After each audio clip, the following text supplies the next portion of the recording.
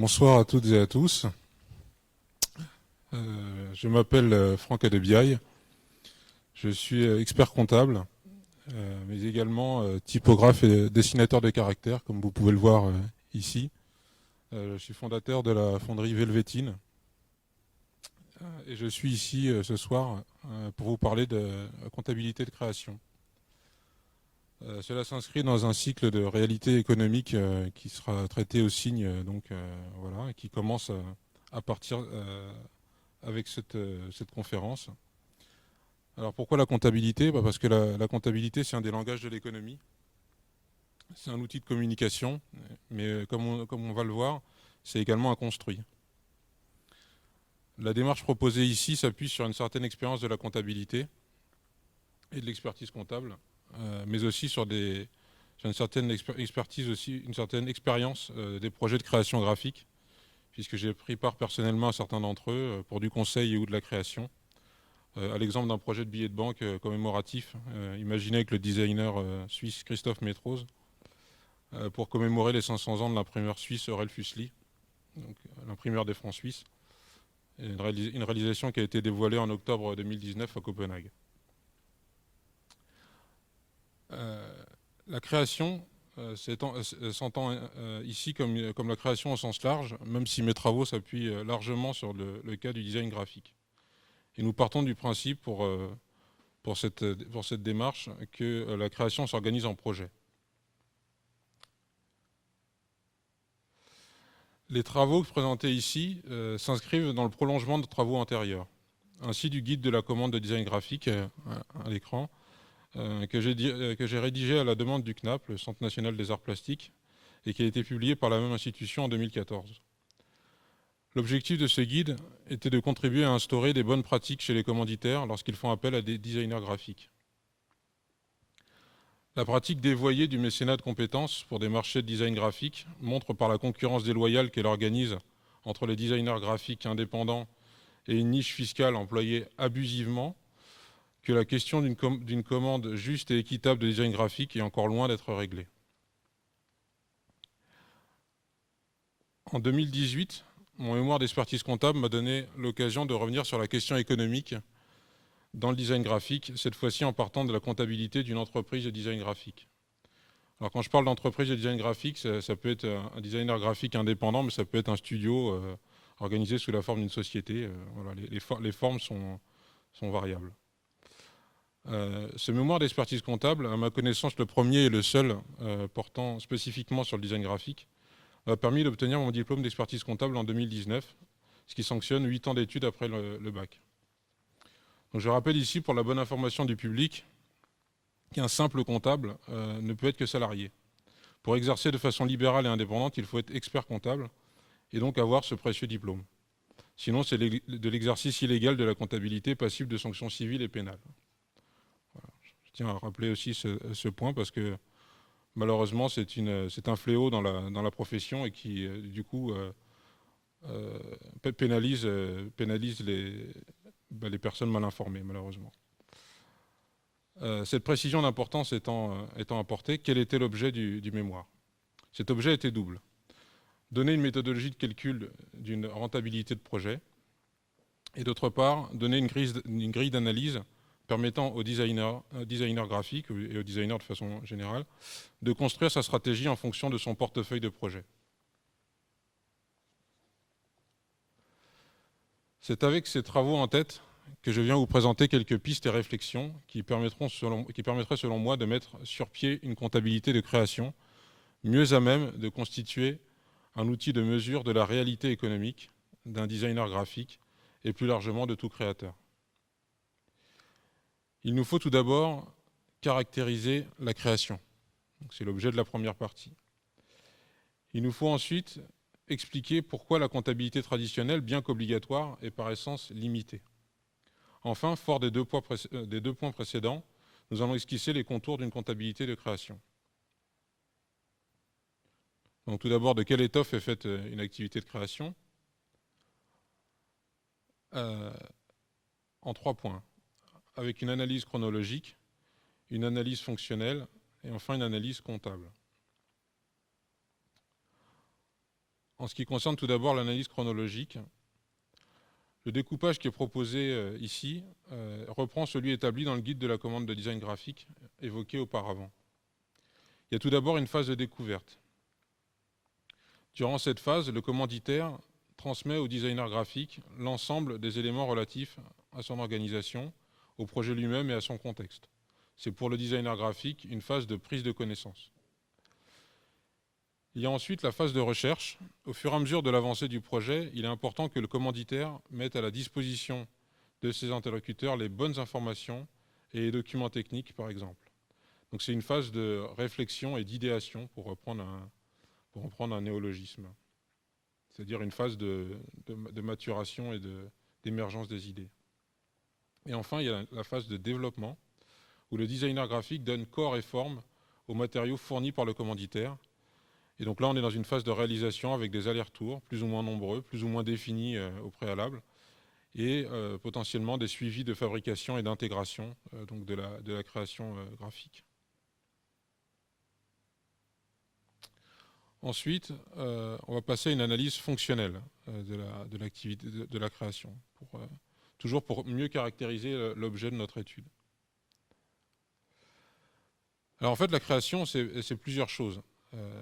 C'est tout d'abord la création en tant que telle, mais cette création, elle est génératrice de droits, parce que le design graphique et de façon générale la création a ceci de particulier que ça tente à être une prestation intellectuelle, mais qui rentre dans le champ de la propriété intellectuelle.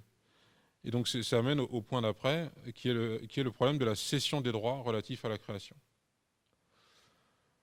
Enfin, le troisième point, et c'est parfois quelque chose qui est demandé par le commanditaire, se pose la livraison des fichiers sources et la cession des droits associés.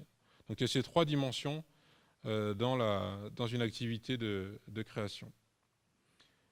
Et l'objectif de bien distinguer ces trois dimensions, c'est de bien avoir à l'esprit qu'il s'agit de rémunérer à la fois du temps et du talent, donc du travail, mais aussi qu'on rémunère le droit de disposer de l'œuvre, donc quand on parle des droits que l'on cède, et donc que le commanditaire acquiert. Et là, on rentre dans une dimension patrimoniale. De même, lorsqu'on rémunère le fait d'avoir le droit de disposer des sources, là aussi, il y a une dimension patrimoniale, puisqu'à partir du moment où le commanditaire fait l'acquisition des fichiers sources, cela peut rentrer plus facilement dans son patrimoine. Ça, c'est les règles comptables qui nous l'indiquent. Et enfin, une analyse comptable. Alors, au niveau de l'analyse comptable, les deux axes principaux, c'est d'un côté des produits ou des recettes, et de l'autre côté des charges et des dépenses. Donc ça, c'est ce qu'on appelle en comptabilité la dimension compte de résultat. Mais il y a également une dimension bilancielle, c'est-à-dire une dimension au niveau du bilan, c'est-à-dire une dimension, encore une fois, du patrimoine de l'entreprise, que ce soit du côté du designer ou du côté de son commanditaire. Et notamment à l'actif. À l'actif du bilan, on peut avoir des marques, on peut avoir un site internet, on peut avoir des logiciels, y compris créés en interne, on peut aussi avoir des actifs immobiliers, on peut avoir des stocks, et on peut avoir des disponibilités. C'est avec tout ça également qu'on fait tourner une entreprise. Et donc c'est ça qu'il faut avoir en tête pour voir dans quel contexte en fait s'inscrit la création en tant que telle. Et puis bien évidemment, va rentrer en première ligne donc la notion de produit et de recette. Alors là, ça dépend des règles comptables qui sont applicables, puisque quand on est designer indépendant, on est plutôt sur un régime de recettes-dépenses. Par contre, quand on est dans une société commerciale, on est plutôt dans un régime de créances et de dettes. D'un point de vue comptable, on parle de produits. De l'autre côté, on parle de charges. Mais à chaque fois, ce qu'il faut bien voir, c'est qu'il y a toujours ces deux dimensions qui sont liées à l'analyse fonctionnelle que j'ai dressée précédemment. c'est qu'il y a d'un côté la notion de prestation de service. Le plan comptable, c'est un plan comptable général. Il ne parle pas de prestation de création. Il parle d'un côté de prestation de service. Donc, dans la classe 706, ça c'est le plan comptable qui s'applique à tout le monde. Et de l'autre côté, il parle de produits donc accessoires, qui sont les droits d'auteur. Ça peut paraître choquant que du point de vue du plan comptable, les droits d'auteur soient considérés comme des produits accessoires, mais il faut voir que le plan comptable général s'applique à toutes les entreprises. Et donc, que le travail du designer, c'est une prestation par opposition à une vente de produits. Et ça a des conséquences pour la TVA, puisque dans le cas d'une prestation de service, la TVA est exigible au moment où on encaisse l'argent en rémunération de cette prestation. Par contre, quand on vend des produits, la TVA est exigible au moment où on facture la vente du produit. Donc ce n'est pas sans conséquence quand même en matière de TVA. D'autre part, en matière de TVA, en particulier pour les artistes qui sont à la maison des artistes, le taux de 10%, qui est le taux de cession de droit, emporte tout le reste. C'est-à-dire qu'à partir du moment où il y a une création assortie d'une cession de droit, c'est la TVA de 10% qui s'applique. Ce qui fait que ça tend à écraser un petit peu dans l'esprit du commanditaire le fait qu'il y a bien d'un côté un travail qui a été effectué et que suite à ce travail, il y a une œuvre qui, elle, doit être cédée parce qu'elle rentre dans le champ du droit d'auteur. Parce que les fruits du travail de création rentrent dans le champ de la propriété intellectuelle. Le plan comptable général accessoirise les droits d'auteur parce qu'il a été conçu au départ, pas pour des entreprises de création, mais pour des entreprises commerciales et industrielles. Les entreprises qui fabriquent, par exemple, les entreprises qui fabriquent les murs de ce bâtiment. Des entreprises, par exemple, qui font du commerce, qui achètent des marchandises et qui les revendent. Ça n'a pas été conçu pour la création. Ce qui fait que ça peut poser un certain nombre de difficultés dans le traitement administratif, côté commanditaire, lorsqu'il reçoit une facture d'auteur. En effet, le régime des auteurs vise à rémunérer d'un côté, effectivement, le travail de création, qui est assimilé, c'est pour ça qu'il y a autant de lignes dans les factures parfois d'auteurs, qui est assimilé à une sorte de salariat.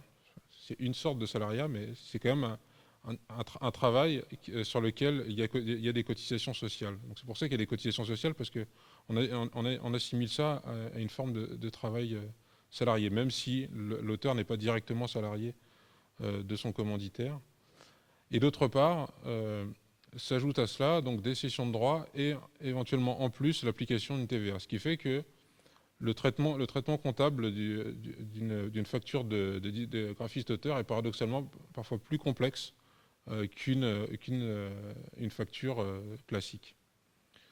Alors la possibilité d'y remédier pour une activité d'artiste-auteur sans perdre sa spécificité, c'est d'avoir en parallèle une société qui va être son propre diffuseur, une société de diffusion, qui va permettre donc de facturer de façon plus simple le commanditaire.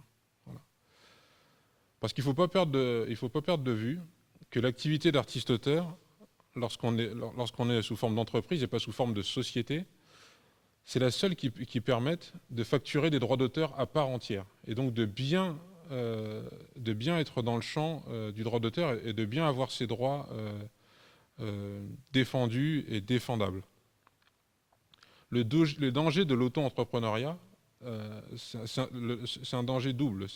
D'une part, il n'y a pas de possibilité de facturer en tant que tel des droits d'auteur. Et d'autre part, le régime de l'auto-entrepreneur est un régime de forfaitisation tous azimuts. C'est-à-dire qu'on est taxé de façon proportionnelle aux recettes, sans égard pour ce qui relève de cotisations sociales, de ce qui relève de la TVA. Et on a une très forte incertitude sur les droits à la retraite d'un auto-entrepreneur, puisque c'est un régime qui est assez récent, il date de 2008. Et on n'a pas vu d'auto-entrepreneur pour l'instant liquider vraiment sa retraite en ayant fait toute une carrière d'auto-entrepreneur. Donc il y a une très forte incertitude sur ce régime. Sur le régime des artistes-auteurs, il faut également être vigilant sur les cotisations sociales, parce que si le diffuseur ne paye pas les cotisations, sa part de diffuseur, ça fragilise les bases donc de cotisation pour la retraite. Et donc il faut faire des relevés de carrière réguliers pour s'assurer que la carrière est bien prise en compte et éventuellement souscrire une complémentaire de retraite pour être sûr quand même d'avoir une retraite quand même décente suite à une carrière donc d'artiste auteur. Du point de vue des charges et des dépenses, ça se complique parce que d'un côté, on peut considérer que c'est une prestation de service parce qu'effectivement, c'est le régime d'une prestation de service. Mais ça peut rentrer, toujours l'activité de création, peut rentrer dans un schéma de sous-traitance. C'est-à-dire que si on est vraiment dans un cas où le designer, le créateur intervient dans un schéma où il est sous-traitant lui-même d'une autre entreprise, à ce moment-là, c'est enregistré dans un compte de sous-traitance. Mais ça peut également être des honoraires, parce que c'est une activité qui est libérale par nature, c'est-à-dire que le créateur exerce de façon libre et indépendante son activité, et à ce titre-là, est éligible à des honoraires pour honorer justement sa prestation. Et puis reviennent, donc côté charge, les droits d'auteur, puisque lorsqu'on cède des droits, du côté du commanditaire, ça devrait rentrer, en particulier si c'est un commanditaire privé, hein, parce que là, les règles de la comptabilité publique sont encore un peu différentes, voire parfois très différentes. Ça rentre dans le champ donc de ce compte 651-600, les droits d'auteur. Et il y a ce compte un peu bizarre qui est la rétrocession d'honoraires, donc un compte 709. Alors il faut savoir que quand un compte termine par 9 dans le plan comptable général, il fonctionne à l'envers. Donc c'est-à-dire que en principe c'est un compte de classe 7, donc ça devrait être un produit. Mais comme il termine par un 9, en fait il fonctionne à l'envers, donc c'est un compte de charge. Donc là encore, ce qui est très perturbant dans ce plan comptable général, c'est qu'il éloigne ce qui est proche dans le projet. C'est-à-dire que dans un projet, on peut très bien avoir des prestataires, de la sous-traitance, des honoraires et des droits d'auteur, tout ça de façon très, très proche et très immédiate dans le projet.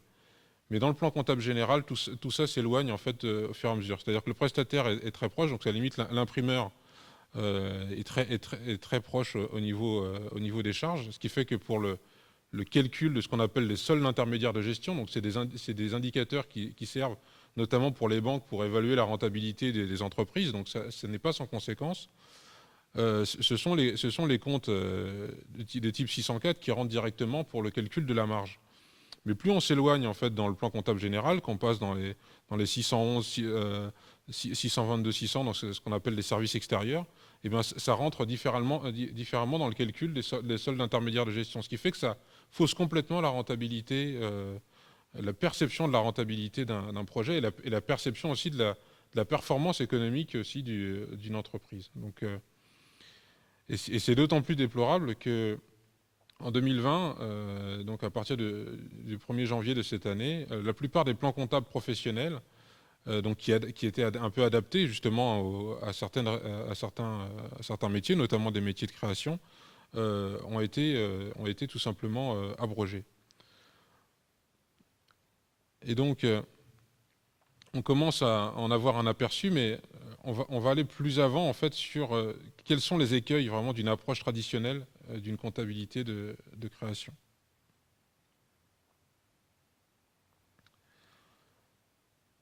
Alors il y a trois approches, en fait trois écueils principaux.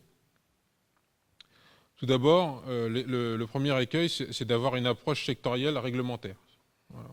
Ça, c'est une première limite. La deuxième limite, c'est de se limiter à des obligations générales qui ont généralement des visées plutôt liquidatives. Donc, je reviendrai sur ce que sont ces visées liquidatives après. Et le troisième écueil, c'est de se limiter à un secteur en particulier et de ne pas voir l'ensemble de la filière. Alors tout d'abord, l'approche sectorielle réglementaire. Alors, Dans le cas d'un artiste-auteur, alors sauf s'il opte pour le régime des traitements et salaires, mais il ne peut pas vraiment opter librement parce qu'il faut que l'intégralité de ses revenus soit déclarée par d'autres. Donc il faut que le travail administratif soit bien fait de l'autre côté. En général, il va se retrouver, quand il tient une comptabilité et quand il est sous le régime de la déclaration contrôlée, ce qu'on appelle la déclaration contrôlée, il est dans le régime de ce qu'on appelle les BNC, donc les bénéfices non commerciaux. Alors pour bien voir que la comptabilité générale et la fiscalité qui lui est corrélée n'est pas spécialement pensée pour la création, il faut bien voir déjà ce que c'est que cette catégorie des bénéfices non commerciaux. Au terme de l'article 92 du Code général des impôts, la catégorie des bénéfices non commerciaux, ça vise tout ce qu'on n'a pas pu classer ailleurs. Donc en fait, c'est des bénéfices dans la catégorie des revenus professionnels. Ce sont des bénéfices qui sont ni industriels et commerciaux, ni agricoles. Parce que les deux autres catégories, c'est les bénéfices agricoles et les bénéfices industriels et commerciaux. Et donc, quelque part, le BNC, donc les bénéfices non commerciaux, c'est vraiment le divers, quoi. C'est tout ce qu'on n'a pas pu classer ailleurs. Donc il faut voir déjà qu'on est dans cette catégorie-là. Et donc dans cette catégorie-là, on a de tout, en fait, hein. Donc dans la 2035, donc, notamment la 2035 professionnelle, hein, pour les bénéfices non commerciaux, elle s'applique aussi bien aux avocats, aux experts comptables, aux médecins, aux artistes-auteurs, mais également aux prêtres. Les prêtres doivent déclarer leurs revenus dans cette catégorie. Donc récemment, là, avec la crise du Covid ou de la Covid, si on suit les recommandations de l'Académie française, on se plaint qu'il y a un traitement différentiel entre les cultes et la culture. Du point de vue des bénéfices non commerciaux, les prêtres et les artistes-auteurs sont logés à la même enseigne. Alors, puisqu'on est quand même dans un centre d'art, on va quand même citer des artistes. Je vais citer donc un artiste que j'aime beaucoup, donc Eddie Mitchell, qui s'était prononcé en 1989 dans une chanson qui s'appelle L'Edgebot Blues, sur l'album Ici Londres. Donc je vous donne la référence complète, comme ça vous pourrez l'écouter chez vous. Parce qu'en plus, privé de concert, les artistes, ils peuvent compter que sur le revenu du streaming. Hein, donc voilà, il faut écouter les artistes. Il disait « J'aime les impôts, leur clairvoyance, leur multitalent, leur polyvalence ». Et on est exactement là-dedans. Hein, c'est-à-dire qu'avec le BNC, on est dans ce qu'on appelle le réalisme fiscal. Alors je vais vous prendre un exemple volontairement un peu choquant pour bien vous compreniez jusqu'à quel point va le réalisme fiscal. Et là, quand je parle de réalisme fiscal, je ne vise pas l'administration en particulier. Hein. C'est des lois qui existent depuis très longtemps. Il faut savoir que cette catégorie des bénéfices non commerciaux, ça date de la Grande Guerre, hein, donc de 1917. Plus précisément au moment de la création de l'impôt sur le revenu. Donc ça ne date pas d'aujourd'hui. Mais je vais vous citer un cas particulièrement édifiant, qui est le cas de la prostitution. Il faut savoir que la prostitution, ça rentre également dans le champ des bénéfices non commerciaux. Alors ça peut paraître étonnant parce que la prostitution, c'est pas vraiment une profession vraiment officielle, quoi. Enfin voilà, en principe. Et quand elle a pignon sur rue, elle est condamnée puisque le racolage est interdit. Mais il faut savoir que la prostitution est assujettie également à la TVA. Oui. Et ça c'est quelque chose il faut bien comprendre que les impôts, c'est une question sociétale aussi. Hein. C'est que on dit, il est de bon ton de dire que le consentement à l'impôt, c'est le ciment du pacte républicain, mais il faut voir aussi que les politiques publiques sont un peu le reflet aussi de la société. Et dès 2001, une certaine Dina Derick, donc au nom de la délégation des droits des femmes, avait fait un rapport au Sénat, s'insurgeant en fait contre ce réalisme fiscal. Hein, c'est un rapport qui s'appelle les politiques publiques et la prostitution, un rapport d'information sur l'activité de la délégation des droits des femmes et à l'égalité des chances entre les hommes et les femmes pour l'année 2000. Donc ça date déjà d'il y a 20 ans. Et donc l'idée, c'est vraiment de bien comprendre que dans cette catégorie divers, on est parfois dans un réalisme, mais un réalisme qui peut confiner à quelque chose qui peut être assez sordide, vous voyez. Il faut bien comprendre que un statut, c'est jamais quelque chose d'acquis et que si ces politiques ne sont pas aménagées régulièrement et si et si ces politiques ne prennent pas régulièrement le pouls de la société, il y a vraiment un décalage, quoi. Alors une autre, là j'ai parlé de l'administration fiscale, il y a également une autre entité publique qui fait force aussi de classification, qui est l'INSEE, donc avec sa classification, donc sa nomenclature des activités françaises, donc les fameux codes NAF. Et bien, il y a un code NAF pour les prostituées. Voilà. C'est le 9609Z. Alors dedans, il y a les cartomanciens, il y a toutes sortes de personnes, mais il y a également donc, les prostituées et les hôtesses. Donc vous voyez, il y a ce réalisme statistique qui peut être assez cruel. Quand on veut viser une profession, même si elle n'est pas particulièrement légale, ou en tout cas ce n'est pas une profession aussi officielle que d'autres, on trouve une classification et on trouve une catégorie fiscale pour être taxé.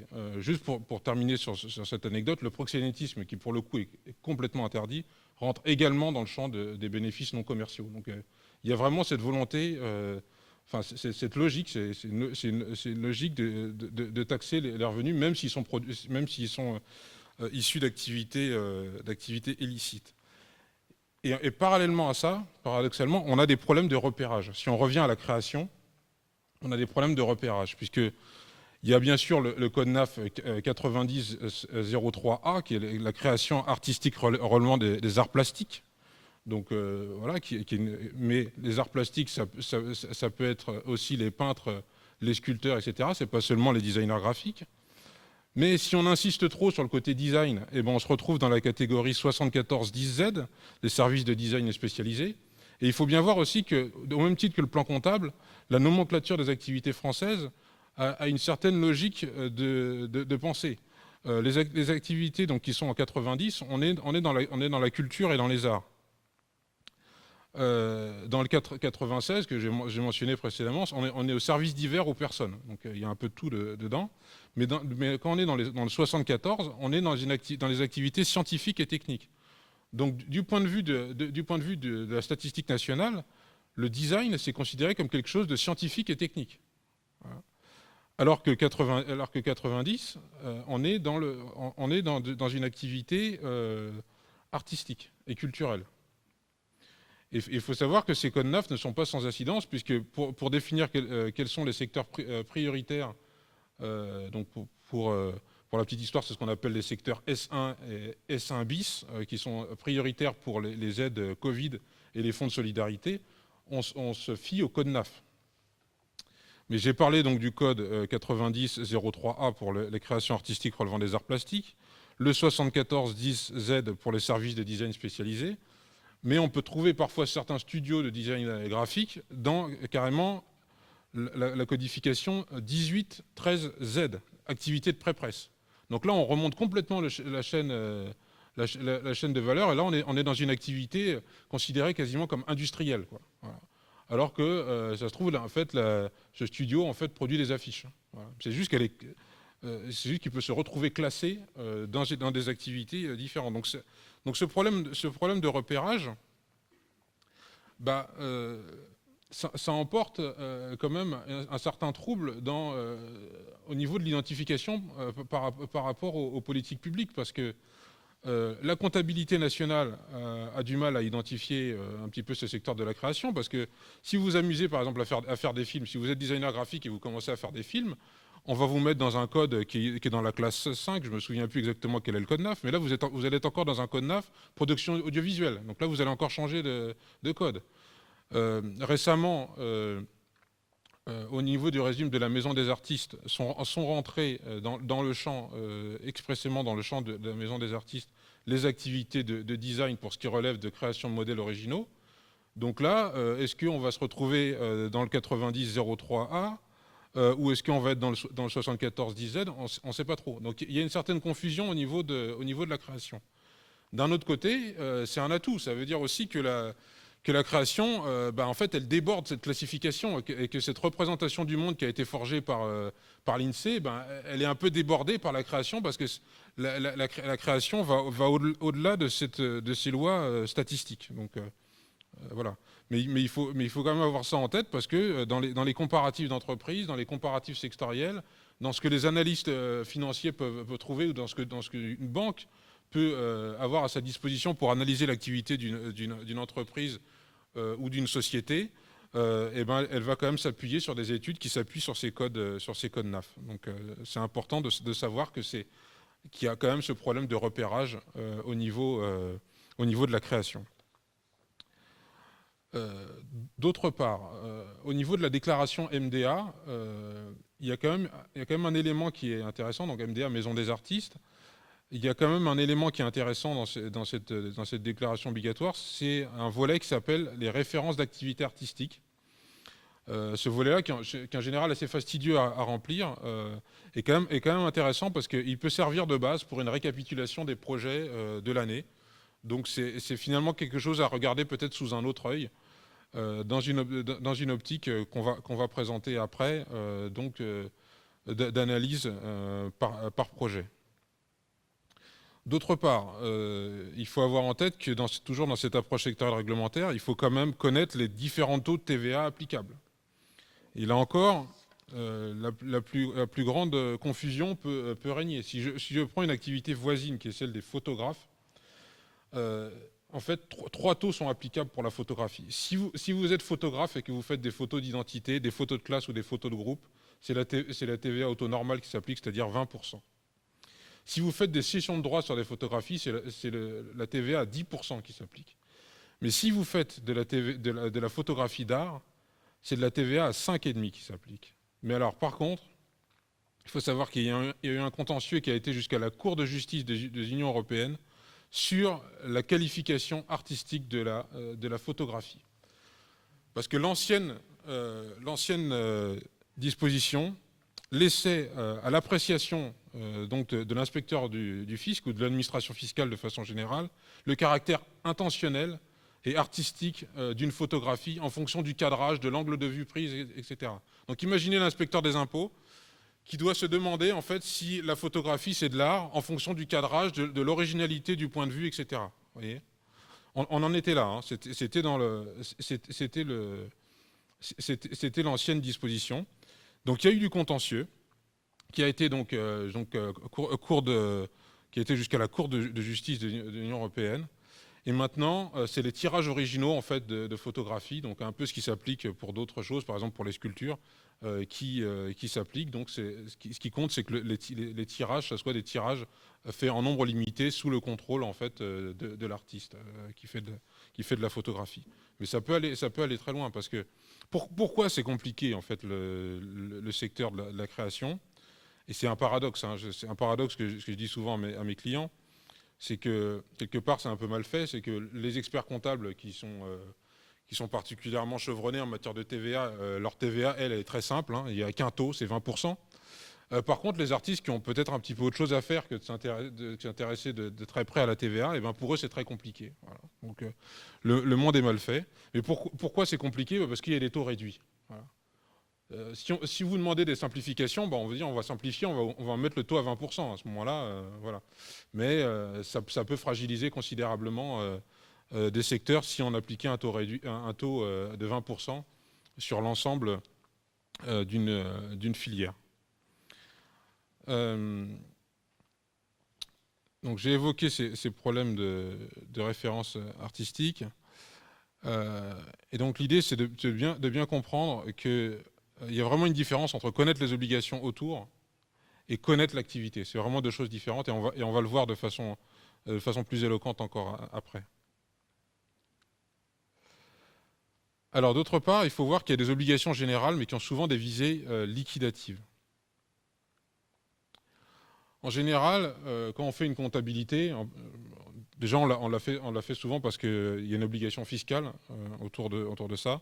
Et derrière cette obligation fiscale, il y a le paiement d'un impôt, d'une taxe, d'une cotisation, sans réelle considération de la nature ou de la spécificité du projet. L'objectif, c'est de déterminer une base, d'appliquer un taux et de liquider un impôt ou une taxe. Et donc de ce point de vue-là, il n'y a pas de considération particulière pour la nature de l'activité en tant que telle. Voilà. Donc, mais par contre, ces obligations, évidemment, il faut s'y plier, mais ça prend beaucoup de temps.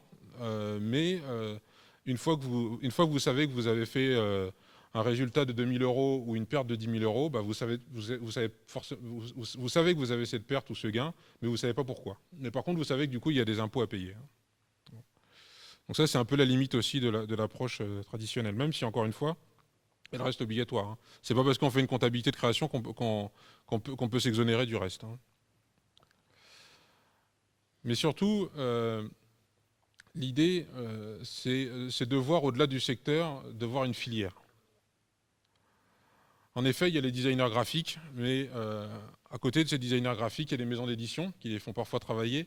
Il y a des diffuseurs. Donc là, c'est très large. Un diffuseur, ça peut être quelqu'un qui n'a rien à voir avec le monde de la création, mais qui va être le commanditaire et qui va diffuser la création. Il y a les sociétés de production audiovisuelle. Il y a les agences de communication et de publicité qui, bon, parfois font de la concurrence déloyale avec le mécénat de compétences, mais qui font aussi partie du paysage de la création, indépendamment de la qualité qu'on peut accorder à cette création. Ça, c'est un autre débat, mais elles font partie d'une filière, et parfois elles font travailler aussi des créateurs indépendants. Il y a les développeurs informatiques auxquels il faut bien recourir quand on veut concevoir une application ou un site internet, et avec qui aussi il faut négocier parfois âprement pour avoir les codes que demande le client, les codes sources.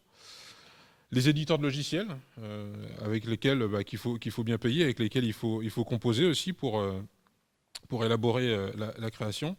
Et les fonderies typographiques numériques. Je les marque ici parce que dans le champ de la création, ce sont des acteurs importants dont il faut rémunérer le travail à sa juste valeur et qu'il faut faire vivre, parce que c'est un écosystème qui permet aussi cette diversité visuelle et créative dans le monde de l'art, de la création et de façon générale pour la société. Et donc, on se retrouve dans une situation où, là, en noir, on a le périmètre et les revenus d'un projet. C'est comme ça qu'on peut schématiser un petit peu quand on se concentre sur un projet. Et en rouge, c'est ce que coûtent les ressources employées pour ce projet.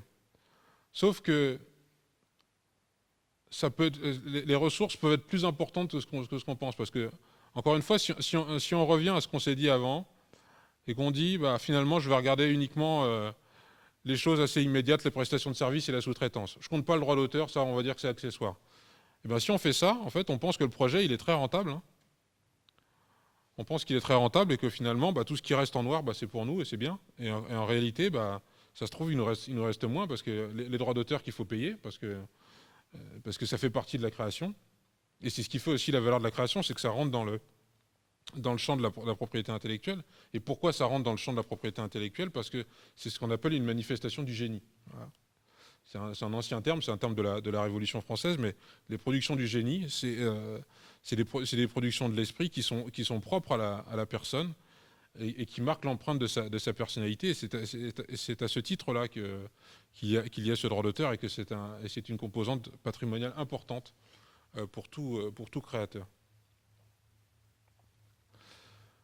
Et donc, si on prend bien tout en compte, que faire et comment faire? Voilà.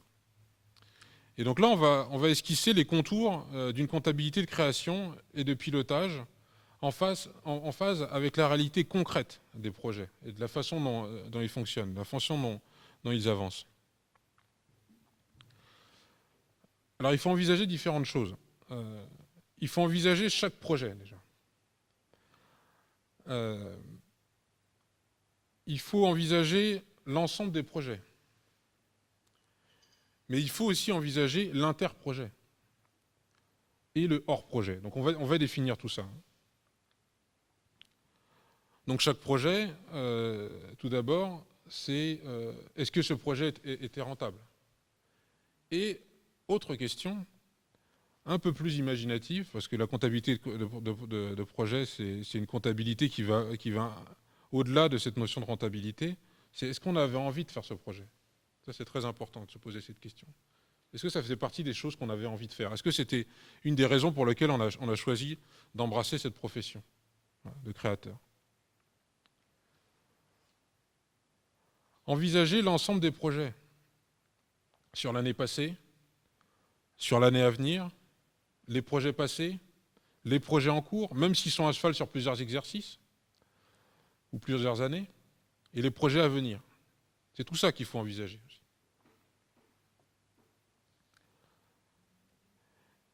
Envisager l'interprojet, parce que malheureusement, il n'y a pas toujours des projets. Et malheureusement, le contexte actuel le montre parfois cruellement. Il y a de la recherche qui n'est pas affectée. C'est-à-dire que pour faire de la création, il faut se nourrir, il faut puiser dans des nouveaux horizons, dans des nouvelles sources, il faut se ressourcer. Et ça, c'est l'interprojet. Et c'est pas toujours affecté, et c'est pas toujours affectable à un projet. Et puis il y a le coût du désœuvrement, c'est que malheureusement, il y a des moments où on n'est pas occupé, où effectivement le temps passe et puis on n'a pas de projet à facturer, on n'a pas de perspective d'encaissement prochaine. Et donc tout ça, c'est une phase aussi d'interprojet. Et puis, il faut envisager le hors-projet. Le hors-projet, c'est la gestion, c'est la formation, et puis, je le rappelle encore ici, c'est la culture, hein, parce que c'est l'interprojet, mais c'est aussi le hors-projet. C'est ce qui permet quand même à l'entreprise de création, au sens large, de vivre aussi et de tenir. C'est qu'il y a quand même des choses à gérer. Il faut surveiller la trésorerie, il faut quand même veiller à la facturation. Il faut aller sur Chorus si on travaille pour le secteur public. Et puis, il faut se former aussi. Hein. C'est que quand on est par exemple créateur pour des centres culturels ou pour le secteur de la culture ou de l'événementiel au sens large, en particulier si c'est un secteur qui n'est pas soutenu, hein, ou très peu, et on est très exposé. Et donc si on fait des affiches pour un théâtre, ce qui soit public ou privé, on peut se retrouver dans une situation où ce type de projet n'est plus possible, en tout cas pour l'instant, ou est décalé. Et qu'est-ce qu'on fait en attendant? Est-ce qu'on se tourne par exemple vers l'image animée? Est-ce qu'on se forme à la vidéo, par exemple, pour pouvoir proposer d'autres choses? Et peut-être qu'effectivement, de fait, on changerait de code NAF, mais peu importe. Vous voyez, on n'est plus dans cette idée d'être dans telle ou telle classification. On est dans une création qui a besoin de se déployer et de vivre et de trouver à s'appliquer et de trouver à exister dans la vie, quoi. C'est ça le hors-projet aussi. Et donc ça, c'est un projet. Voilà, on retrouve notre projet de tout à l'heure. Donc on a le périmètre du projet en noir et puis en rouge, c'est ce qu'on a consommé comme ressource. Donc là, on est encore dans un cas où le projet est quand même rentable. Là, après, il y a un autre projet qui est plus gros. Là, on sait qu'on a un budget plus important, mais on n'a pas encore étudié la rentabilité. Donc on ne sait pas ce que ça va donner. Hein. On sait que c'est un plus gros projet que le projet précédent, mais on n'a pas encore étudié. On ne sait pas encore trop ce qui va se passer. Et parfois, on n'a pas de visibilité sur un projet. Hein. Parmi mes clients, j'ai des sociétés de production audiovisuelle. Et quand vous avez signé un devis pour un tournage, voilà, vous êtes content d'avoir ce devis, d'avoir cette commande. Voilà, donc vous avez signé à tel prix, vous avez fait le devis en fonction des éléments que vous avez, et puis en fonction aussi du rapport de force que vous avez avec le commanditaire, et puis de la pression concurrentielle. Donc si vous avez d'autres personnes qui font de la vidéo maintenant et qui n'en faisaient pas avant, vous avez plus de concurrents. Donc vous avez facturé, vous avez devisé et facturé le projet au prix que vous avez pu pratiquer. Mais vous n'avez pas de visibilité forcément sur la rentabilité parce qu'au dernier moment, dans le rush, vous pouvez avoir des débordements dans la production. Vous pouvez avoir à faire appel à des sous-traitants au dernier moment parce qu'il faut produire le clip à toute vitesse. Et ça, généralement, ça produit des débordements au niveau de la rentabilité du projet. Mais ça, vous ne pouvez pas forcément le savoir au départ, mais en même temps... ça fait partie du risque d'entreprendre, c'est que vous n'allez pas tout arrêter parce que vous ne savez pas à l'avance tout ce que ça va vous coûter au départ. Donc voilà. Donc vous vous retrouvez avec le projet d'après. Il est plus gros, mais vous ne savez pas, in fine, ce que vous allez garder comme rentabilité. Et puis entre les deux, il y a cet interprojet, justement. Le temps qu'il a fallu attendre entre un projet qui se termine et un autre projet qui commence. Et puis derrière, il y a derrière ça, il y a ce fonds diffus, le hors-projet, en fait, mais tout ce qui permet à l'entreprise de création de tenir la gestion, la culture, la communication aussi, hein, ça c'est important aussi, tout le temps qu'on passe aussi à communiquer sur les projets passés, sur les projets qu'on a envie de faire et sur la démarche de création qu'on a. Tout ça, ça fait partie aussi, ça fait aussi partie du hors-projet, mais qu'il faut bien faire également.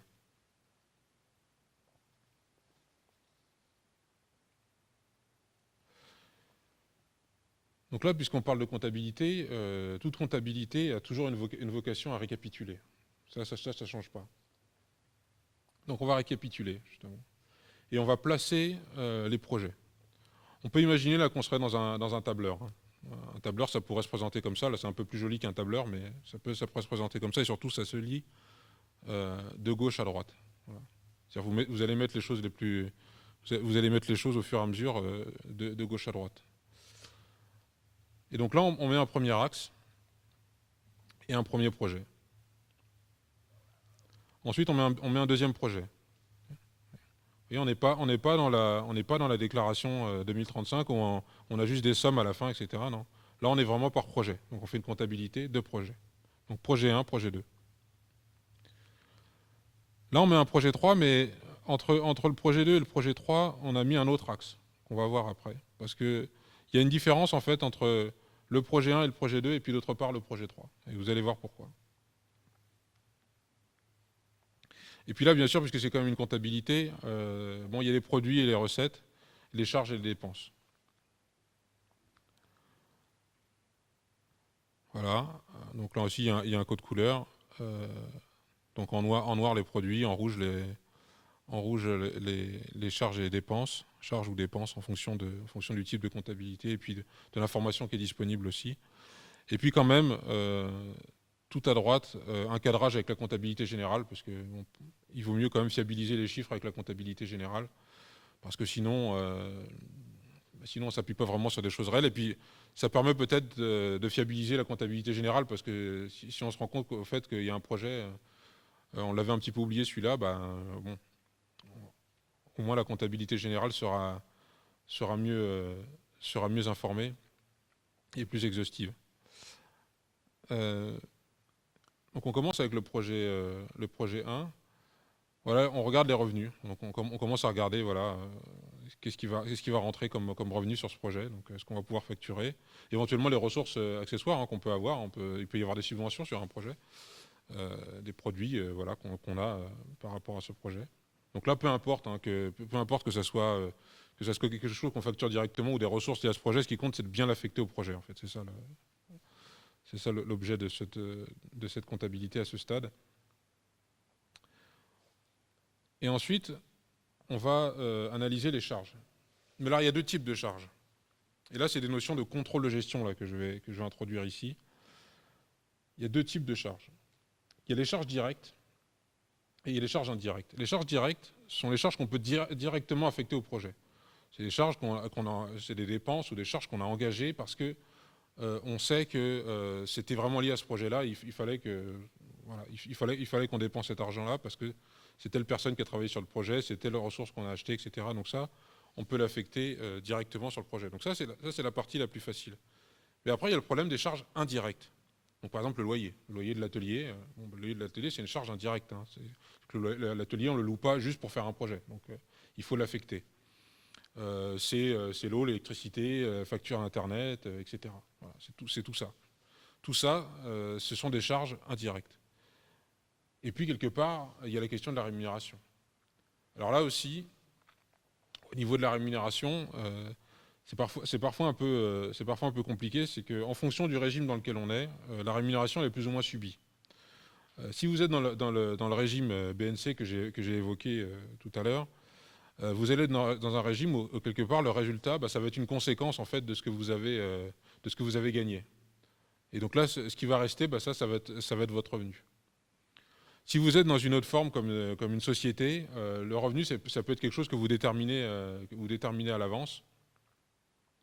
Et donc, ça peut être une charge que vous pouvez anticiper. Voilà. avec encore une fois les réserves que j'ai évoquées par rapport à ces différents statuts. Les charges sociales sont beaucoup plus lourdes dans une société classique qu'elles ne sont dans le régime des artistes-auteurs. A contrario, le régime des artistes-auteurs vous permet de facturer des créations originales et des cessions de droits. Mais par exemple, ce que j'ai expliqué tout à l'heure, le suivi de fabrication et d'intégration au niveau du projet, ça c'est plutôt du conseil. Et c'est pas vraiment de la facturation. Donc si vous voulez le faire apparaître de façon distincte vis-à-vis du commanditaire pour lui expliquer pourquoi la facture finalement elle est encore un petit peu plus élevée que ce qui était prévu, pour négocier et du coup de faire apparaître de façon distincte, c'est pas vraiment possible en tant que créateur, en maison des artistes. Par contre, si vous avez une société de production donc adossée à votre activité de maison des artistes, c'est quelque chose que vous pouvez facturer. Alors, je dirais pas plus facilement parce qu'il reste quand même à négocier ça avec le commanditaire, mais en tout cas, vous pouvez déjà le faire apparaître. Après, est-ce que vous réussirez à le facturer? Ça, c'est un autre sujet. Tout ça pour dire quoi? C'est que il faut voir que ces charges indirectes, c'est quand même ça qui va peser assez lourdement quand même sur votre exploitation. Et donc, il faut bien savoir comment on va les répartir. Alors, il y a deux méthodes. Soit vous les répartissez en fonction du temps passé, donc vous dites, bon, voilà, le projet, j'ai passé tant de temps sur tel projet, donc du coup, je vais affecter ce pourcentage de temps donc, du coup, sur le projet. Ou alors, vous l'affectez en fonction du chiffre d'affaires du projet. C'est-à-dire que ce projet représente X% de mon chiffre d'affaires, et donc je vais affecter X% des charges indirectes à ce projet. Alors, il y a des avantages et des inconvénients dans les deux cas. Si vous répartissez les charges indirectes en fonction du temps passé, va se poser cruellement la question de votre emploi du temps, au sens plein et entier du terme. C'est-à-dire à quoi vous avez passé votre temps, vraiment. Et voilà, le coût du temps que vous passez sur les choses. Et si vous facturez en fonction du chiffre d'affaires, là va se passer de façon cruelle le problème de vos conditions tarifaires, quoi, et des marges de manœuvre que vous avez en matière de tarifs. Parce qu'évidemment, si vous avez un chiffre d'affaires, enfin surtout un tarif qui est très serré, mais que ça contribue quand même malgré tout de façon importante à votre chiffre d'affaires, en fait, vous allez vous rendre compte que non seulement le projet il vous occupe une grande partie de votre chiffre d'affaires, mais en plus, si vous affectez en fonction de cette contribution au chiffre d'affaires les charges indirectes, il faut vraiment que le projet il soit bien facturé parce qu'en fait, ça va peser lourdement quand même sur le projet. Donc, ce que j'aurais tendance à recommander, c'est quand même plutôt d'essayer d'affecter en fonction du temps passé. Parce que là, du coup, ça vous pose des questions d'emploi du temps. Alors par contre, du coup, il faut que vous connaissiez votre emploi du temps. Et donc, il faut que vous sachiez à quoi vous avez passé votre temps. Donc, il faut tenir des feuilles de temps ou ce genre de choses. Ou en tout cas, le budgétiser. Parce qu'on ne budgète pas que l'argent, on peut budgéter le temps aussi. Mais en tout cas, voilà. C'est des choses qu'il faut avoir en tête. Donc voilà, donc charge directe, charge indirecte. Et après, voilà, cette autre distinction entre les projets verts, ce que j'appelle les projets verts, et les projets bleus. En fait, j'ai conçu ce diagramme pour que ça puisse être fait avec un stylo 4 couleurs, hein, donc que ce soit vraiment simple. Vous prenez le plus beau papier de création que vous voulez, et puis vous pouvez faire le schéma sur une feuille de papier avec un stylo 4 couleurs. En vert, c'est les projets qu'on voulait faire. En bleu, c'est les projets qu'on ne voulait pas spécialement faire, mais qu'on a eu l'opportunité de faire. Voilà. Et donc, ce qui est très important, et c'est ça qui va amener vers la conclusion de mon intervention, parce que je vois que le temps passe, et justement, je parle du temps. Il faut compter avec le temps, parce que c'est une vraie richesse, et il faut en faire votre allié. Alors, ce que je vous propose ici, c'est une revue trimestrielle, en fait, de vos projets. Donc là, vous voyez, vous avez janvier, février, mars. Donc là, janvier, février, mars, en fait, vous avez fait des projets. Vous ne vouliez pas spécialement les faire, mais vous avez eu les opportunités de les faire et en plus, c'était rentable. Mais ce n'est pas des choses que vous avez envie de faire. En avril, mai, juin, bah, là, vous avez pas été rentable sur les projets, quoi. Peu importe, à la limite, que c'était dans l'objectif ou pas, mais en tout cas, clairement, vous avez perdu de l'argent. En juillet, août, septembre, bah, vous avez fait des projets que vous vouliez faire, qui étaient rentables, mais moins que les projets que vous avez faits au premier semestre, au premier trimestre. Et au dernier trimestre, alors vous avez deux options, soit vous faites le dernier trimestre, soit vous faites un récapitulatif de l'année, ou cumulatif, pour voir un peu ce qui s'est passé aussi aux 3 trimestres précédents. Donc tout ça pour arriver à ce diagramme, où vous avez d'un côté un axe vertical qui est l'axe de rentabilité, et de l'autre ce que j'appelle l'axe moteur. Donc c'est ce qui vous fait lever le matin en fait. Un moteur, c'est vraiment ça, c'est de vous dire, bah voilà, c'est pour ça que j'ai signé, quoi. Je voulais travailler dans la création pour faire ce genre de projet. Donc en fait, c'est très simple. Il y a quatre possibilités. Soit vous avez un projet qui est rentable et qui en plus qui est un projet que vous voulez faire. Et dans ce cas-là, ça remplit vos objectifs et donc du coup, ça rentre dans votre stratégie. Soit au contraire, c'est un projet que vous ne vouliez pas faire et qu'en plus vous avez perdu de l'argent. Donc là, vous avez vraiment perdu votre temps. C'est de la perte de temps. Il faut dire les choses. Soit c'était un projet rentable, mais ce n'était pas dans votre objectif, mais bon, ça représente comme une opportunité, donc voilà, vous l'avez fait par opportunité. Ou alors, c'était quelque chose que vous vouliez faire, mais ce n'était pas rentable, donc là, on va essayer de se dire plutôt que c'est un investissement, et qui va vous permettre peut-être aussi de capitaliser sur des choses que vous allez pouvoir mettre justement à l'actif de votre entreprise, donc des logiciels que vous avez créés, des marques, etc. Voilà. Ou des méthodes. Donc voilà l'intitulé exact de mon mémoire d'expertise comptable. Donc je ne vous l'avais pas détaillé précédemment. Donc c'est l'accompagnement du designer graphique indépendant par le professionnel de l'expertise comptable, proposition d'un outil de suivi de rentabilité de projet et de diagnostic stratégique. Donc le mémoire est téléchargeable librement à l'adresse qui est indiquée. Il ne me reste plus qu'à vous remercier pour votre attention. Et voilà, c'était une présentation qui a été réalisée par Tabulation. Donc c'est le nom en fait du blog et de la démarche que j'ai au niveau de l'expertise comptable pour les créateurs, pour le travail créateur. C'est-à-dire un travail qui sollicite des ressorts comme celui de la créativité, des comportements tels que l'implication, la motivation intrinsèque, donc pour reprendre les termes de Pierre-Michel Menger sur le travail créateur. Et donc c'est toutes ces histoires qu'on a envie de raconter, et on a envie de les raconter en chiffres avec cette comptabilité de création. Donc merci encore pour votre attention, et merci au Signe pour son invitation. Merci.